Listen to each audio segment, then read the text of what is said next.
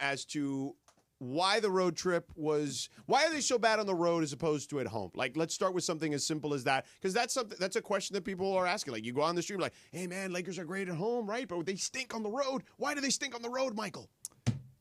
I mean, I don't think they stink on the road. I mean, they're not This should have good. been a 3-1 trip. Right. Should have been. Right. Let's not do that. I mean, they should not have lost to Chicago. No, I mean, that took like a... Well, how did that feel on the receiving end of that? Well, I was standing underneath the rim where the ball went through. Ooh. So, because I was about to do the walk-off with Reeves, right? Because Reeves, in theory, wins the game that they had already won. Right. And then the giddy shot goes up at half court. So I just watch it go in, and I was stunned like everyone else. But you're under the rim. Are you standing there also when LeBron tries to make the inbound pass? No. So I'm kind of This is after Austin scored with 3 seconds I got left. it, So I'm but sort I'm wondering where you were. So I have a seat courtside, but if there's going to be a potential walk-off moment, then you have to kind of make your way to get onto the court so that you don't get caught in the mob. So I'm like basically standing. I'm like crouching right behind the basket so that I can get through the angle, like the walkout or the run through lane. Got it. Yeah.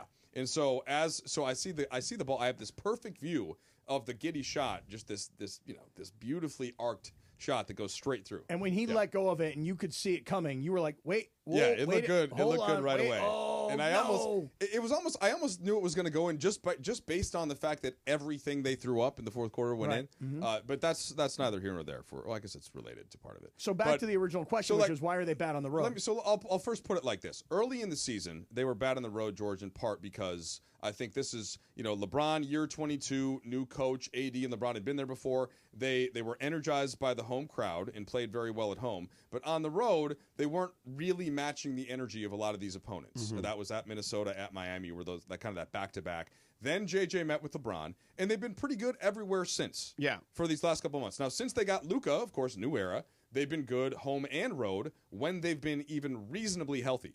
The time where they lost a lot of these games. There's a lot of caveats here, I feel like. Reasonably healthy, should have won. New era. Yeah, I mean, don't forget about that. New Luka era. Right, Hashtag new era. Right. This is Do why they use that on the Lakers Twitter handle too? Like, hashtag new era when Luka's been here or no? I haven't seen that. Oh, okay. But this is why you need me, though. I'm trying to explain. We're just ping-ponging along the way. Somebody's got to give you a hard time. Yeah. Can't just give the propaganda without any pushback. This is not propaganda, as I try to remind people. I am from Minnesota. You guys busting your freaking balls over here. Yeah. So, guys. Keep it going, Michael. You know what, Cappy? Do you need a side piece? You know, look at that. I would love to have you as my side because piece. Be the careful way that you may get into a threesome. The way that George is talking to me right now, I'm thinking about jumping triplet action. thinking about going over to the other side in San Diego. Yeah. Okay. Anyway, George. Yes. So can you I were continue? saying. Should I continue? Yeah, feel free. Okay. So the only game that they've lost when they've been fully healthy these last couple Boston. of weeks. Not even that one because LeBron was out for 4 minutes. So that's the thing. So the reason the team went The into Lakers should be undefeated, is what you're saying on the road. I think the Lakers are about I think they're about the fourth best team in the league. Okay. That's fine. But that doesn't mean that they're good on the road. They are good on the road since they got Luka when they're even reasonably healthy. And by that I mean LeBron and Rui don't miss the game like any other team. Okay. If any other team except for OKC, who's good no matter who's in the lineup or not. Yeah. And Boston is pretty much Boston and OKC are kind of on their own. Yeah. Anybody else that's missing two key front court members are not going to win a lot of games. Let me ask you this, because George starts with why are they not good on the road, and it's obvious that you can see the home record versus the road record, and that's why one looks so much better than the other. It's a good summary, Captain. Thank you. Why? And very efficient. Thank you. Why are they giving up these massive leads? Now, you talk about it happens on League Pass every night. Teams give up. That was me leads. and Andy, but Mike wasn't here. But I was sure Mike would attest to the same thing. He just said League Pass. That's why it sticks out. No, Cappy, you're right. He wasn't listening to me. Right. He doesn't listen. He was on his phone. Okay. I wasn't on my phone. Okay. So my phone's in my pocket. So all right. So the question of why are they giving up big leads? Yeah. You guys both said the same thing, which is it happens every night in the NBA, right? Well, but I think the short answer is human nature. That's why. And 3 balls. Yeah. When you say human nature, lasers. Keep going. Well, so when you get up big, especially early, which the Lakers have been doing, because like with Luka, LeBron, and Austin Reeves, is kind of overwhelming for a lot of teams offensively. They're getting great looks. The vibe is good. The chemistry is good. Good vibes. So they're getting these leads. Only. But every team in the NBA now, even the bad teams, are talented. The talented super spread out across the league.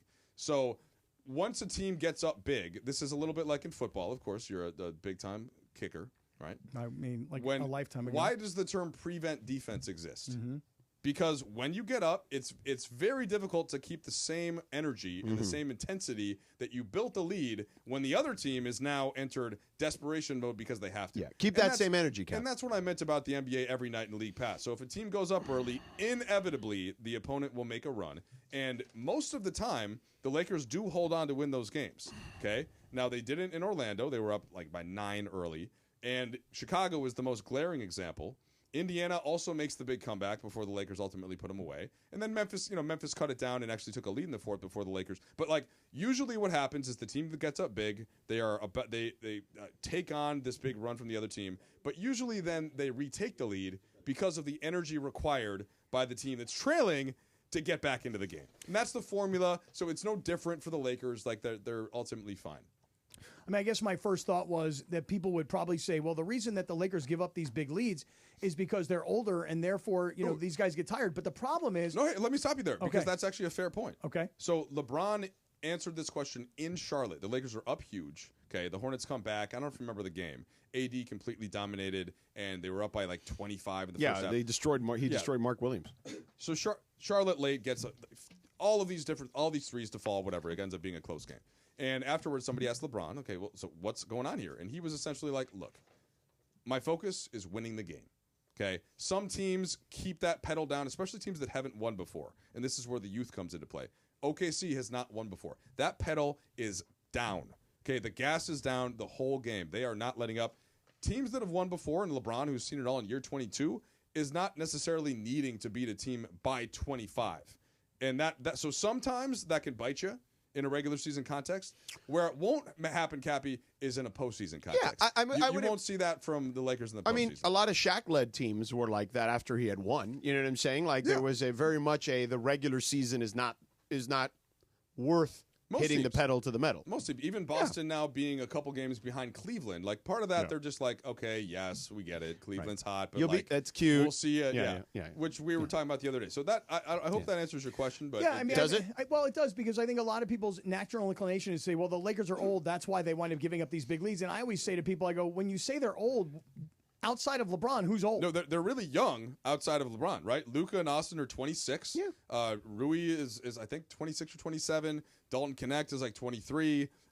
Vincent is just around 30. Like they are. He's still in his prime. Yeah, I mean, I think about Dorian Finney-Smith. Vanderbilt's I think about like 27. Right. So like when everybody says that the Lakers are old, I go, no, LeBron's old. Yeah, but LeBron is the leader emotionally, right? And so he is old. He knows that. And that's what I said to George Excellent point. Early in the season, when like your leader is the oldest player in the league, that's gonna impact things just a little bit relative to somebody led by a 22-year-old. Excellent analysis, Michael. Nice job by you, Mike. Thanks for. We have a surprise guest.